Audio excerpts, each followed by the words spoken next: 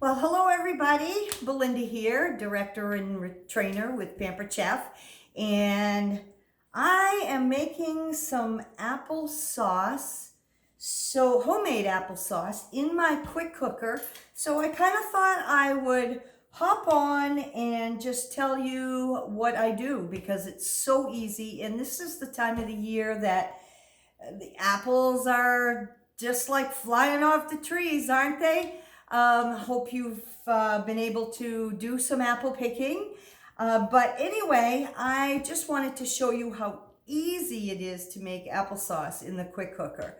I've made a couple batches already and my husband loves them. He does love them on the more chunkier side. So what I've done is I have actually taken, I'll turn this down a little bit, but what I've done is I've actually taken my apple wedger, and this is something, if you don't have this for the children, this is one of the best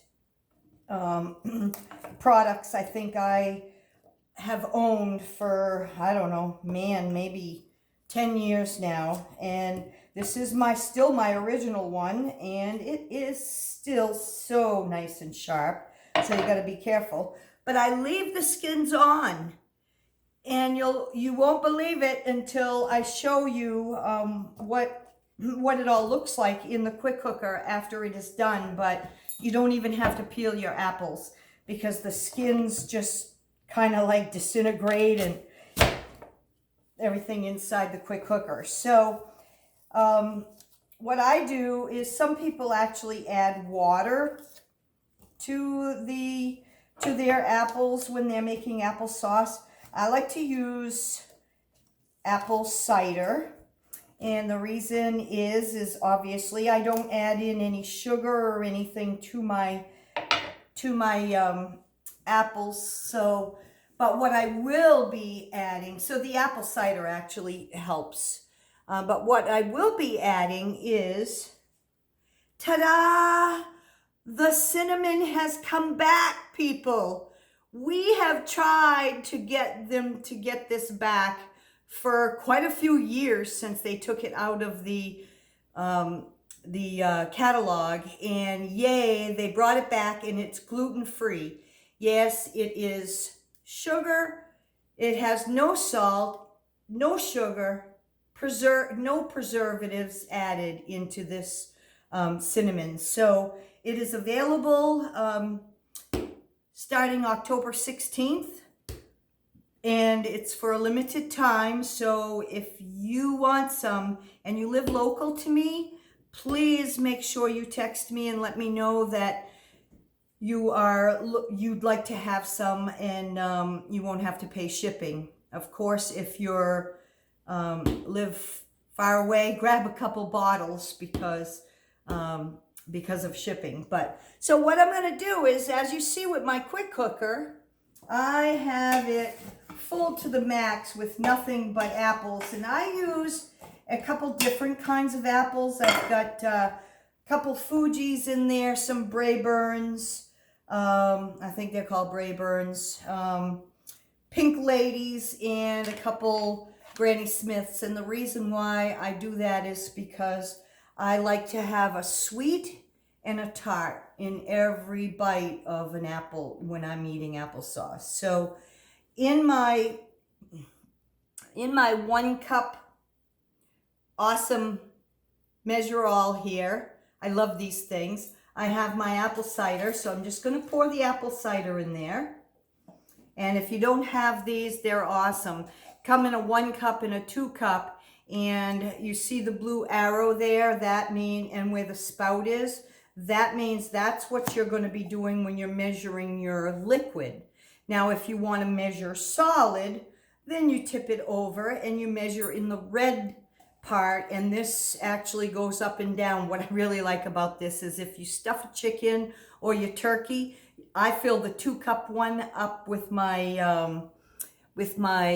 stuffing, and then I just boop, stick it in the butt, and there we go. Pop it right in there. I don't even have to put my hands inside there. But I am going to add 1 teaspoon of the cinnamon, and that's all I do for right now until until it's all done, and then I kind of taste it and see if I need to add some nutmeg, but normally I do not. That's all I do. I'm going to use my handy dandy teak spoon here, which I love these teak spoons. They last forever and they look so pretty. And I'm just going to mix this up a little bit. And now with the quick cooker or any kind of pressure cooker that you might have, you always want to make sure you add the liquid in there, because that's what actually makes the steam and builds it up to pressure. So I am going to put my lid on, and I'm doing it sideways. Did you hear that? Listen. That means you have it on there right. I make sure that I have my steam, everything is all level coming across here. The red button is down. This is the red pressure button here. And once it builds up with pressure, that button is going to pop up. And when that button is popped up, you cannot unlock this cover. And that is an awesome safety feature. So what I'm going to do is I'm just going to put it on, make it on custom. It says 30. I don't know if you can see that, but it says 30 minutes. That's the time. Down here is the pressure. I do want it on full pressure, but I don't want it for 30 minutes because I don't like mush. Otherwise than that, I would make my applesauce in my deluxe cooking blender you see over there on my countertop. That is an awesome piece. Anyway, so I hit custom. I am now just going to hit the time button, and I'm going to bring my time down to 7. I'm going to do it down to 7 minutes, and I'm going to press the start button. And you see this little block of wheels going around. That means that it is building up and already going to start building up in pressure and stuff. When it's all pressurized, this will go to my time, which will be 6 minutes, and it'll time down. And then what will happen is I'm going to let it release on its own, the steam, for 10 minutes. And then I will press this little button here and release the rest of the steam. And then I will come back and I will show you. So I'm wondering if I can put this on pause and come back when it's time. So let me see. I've never done this. Well, I guess I did it. So I'll be back in a little while and show you what I've got in my quick cooker. Have a good day, and what a beautiful fall day it is. So have fun today. I'll be back.